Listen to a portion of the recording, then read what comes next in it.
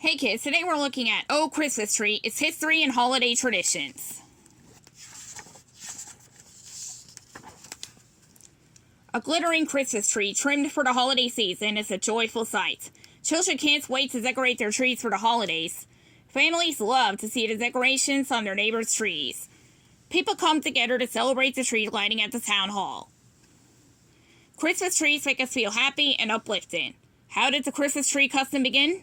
The story goes back many centuries. Evergreens are trees and bushes that remain green year-round. Lush branches from these plants have been used in holiday celebrations and ceremonies for more than 3,000 years. Around 1300 BCE, Egyptian families decorated their homes with palm branches to mark the winter solstice, the shortest day of the year. It was a happy holiday, for evergreens reminded the Egyptians that as the hours of daylight increased, their crops would begin to grow. Ancient Romans also celebrated the winter solstice. Their festival was called Saturnalia, in honor of Saturn, the god of farming. Like the Egyptians, Romans brightened up their homes with evergreen branches, knowing that soon their crops would be flushed with new green growth. In the early days of the 5th century CE, many people in Eastern Europe placed pine branches around the doors and windows of their homes. They hoped the branches would keep them safe from evil spirits. This practice continued until the year 725, when, as the story goes, a missionary from Britain named Boniface arrived in Europe. One day he came upon a Germanic tribe at the sacred Oak of Donar. The people there were about to perform an animal sacrifice. To stop them, Boniface chopped down their sacred tree. Boniface then pointed to a small cone-laden fir tree sprouting nearby. He said the fir was a holy tree of the Christ child. Its triangular shape symbolized the Holy Trinity of Christianity, and its branches pointed toward heaven. Boniface urged the people to bring evergreen trees into their homes and to surround them with gifts for their families. He called these signs of love and kindness. Legend says that the little tree at the Oak of Donar was the first tree with its roots in Christian teaching. From the 11th century to the end of the 16th century, plays based on Bible stories became popular. They were known as miracle plays. The most famous was the Paradise Play, which told the story of Adam and Eve. It was performed on December 24th. The centerpiece of the play was a vivid green fir tree adorned with shiny red apples. The colors red and green soon came to represent the colors of the Christmas season. Other decorations were added, and the Paradise Tree evolved into the Christmas tree.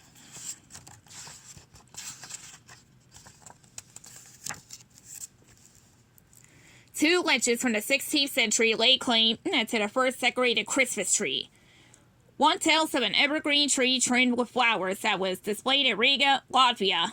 Today, a plaque in the town square reads, "The first New Year's tree in Riga, 1510.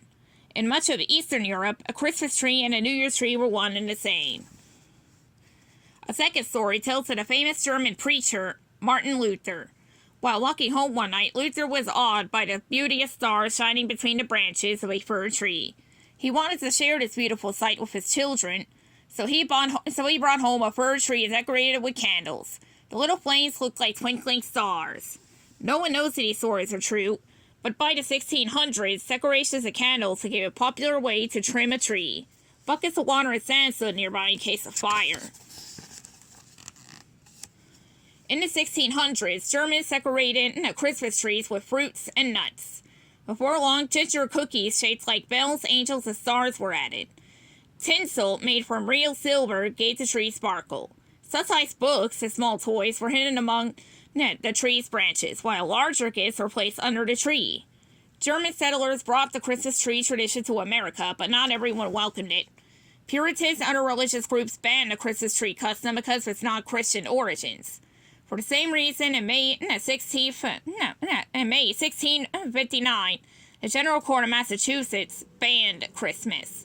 It wasn't until 1856 that Christmas was made a legal holiday in Massachusetts. On June 25, 1870, Christmas became a national holiday in the United States. American children made long strings of popcorn and cranberries, which they wound around the tree. Finely woven baskets containing tiny gifts were tucked between the branches. In the late 1800s, Americans became fascinated with glass-blown ornaments that were arriving from Europe. To make these novel creations, craftsmen placed molten glass on the end of a blowpipe. As they blew through the pipe, the soft glass expanded and was molded into one of more than 5,000 possible shapes. Around the same time, beautiful angels and glittering stars became stylish tree toppers. In 1889, President Benjamin Harrison and his family decorated the first White House Christmas tree. 6 years later, First Lady Frances Cleveland added electric lights to what she called a technology tree. In 1929, First Lady Lou Henry Hoover announced that decorating a White House tree would be an annual affair. In the years that followed, the project became the responsibility of each First Lady. First Lady Jacqueline Kennedy began a tradition of themed trees. In 1961, her first tree was based on the popular Christmas ballet, Nutcracker Suite. First Lady Betty Ford decorated with homemade tree trimmings to encourage thrift and recycling.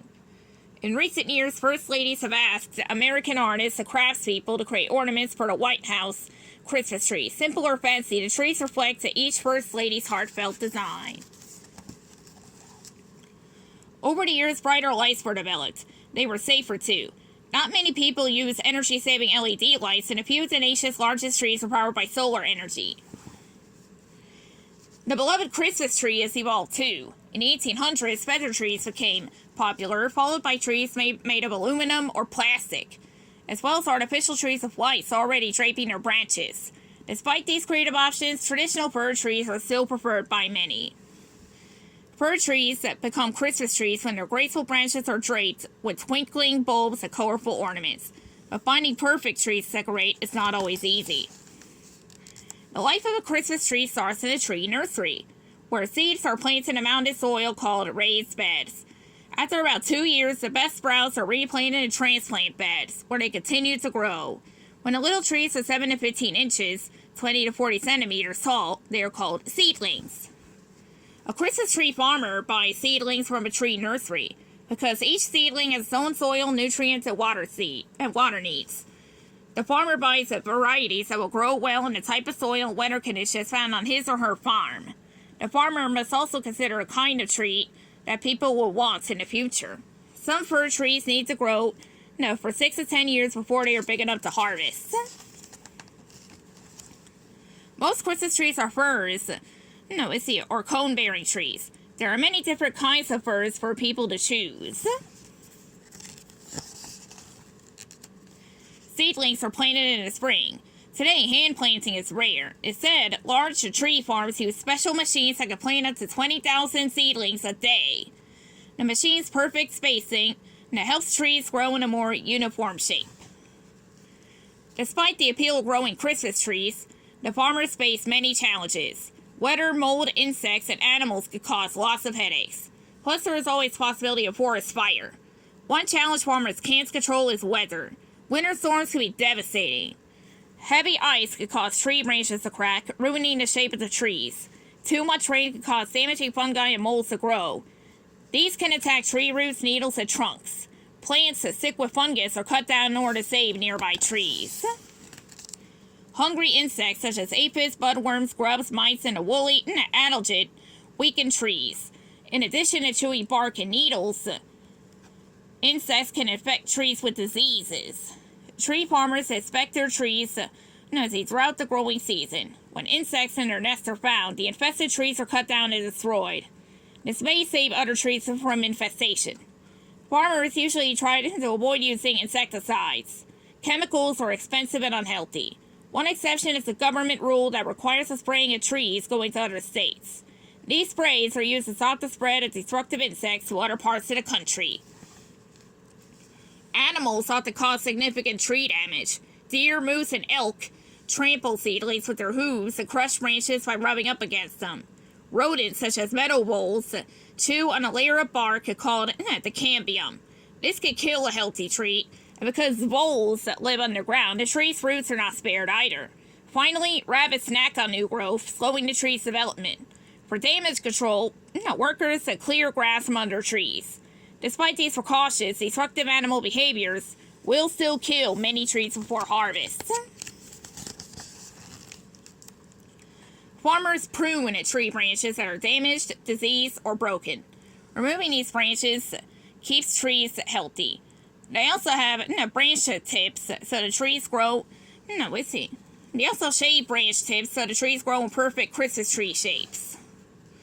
At harvest time, trees are cut and tagged for size. Then, in a process called baling, branches are pressed to their trunks with net or string. Baling protects the trees while they're being transported. In mid-November, thousands of trees are loaded into trucks and delivered to retailers. It takes farmers years of hard work and lots of patience as seedlings grow into mature firs. But for children, the thrill of buying a tree is immediate. With great care, they choose their trees to take them home to trim. These are magical moments, when fir trees of all shapes and sizes become glittering Christmas trees. Around the world, people joyfully celebrate their own special traditions, and each one of their Christmas trees is unique. Yet trimming a tree represents a happy moment in time that brings us together as a community in an ever-changing world. Fun facts. During the Revolutionary War, German and British soldiers partied around a Christmas tree. It's said that the celebration provided the distraction that allowed George Washington to cross the Delaware River unnoticed and then defeat the surprised soldiers. In 1882, Edward Johnson, a lab assistant for Thomas Edison, assembled the first string of Christmas tree lights. In 1912, President Teddy Roosevelt, an environmentalist, banned Christmas trees from the White House. In an embarrassing twist, his nephews hid a tree in a closet, bringing it out on Christmas Eve.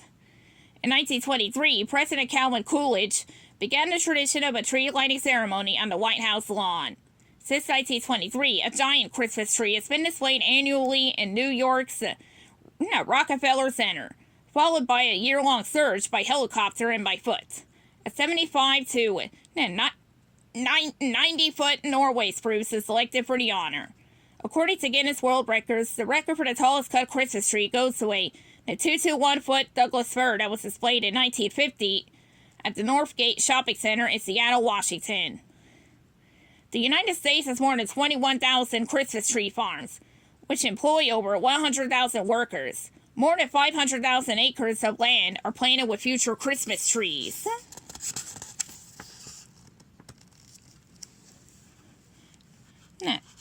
And that's the end of the book. See you next time, and happy holidays.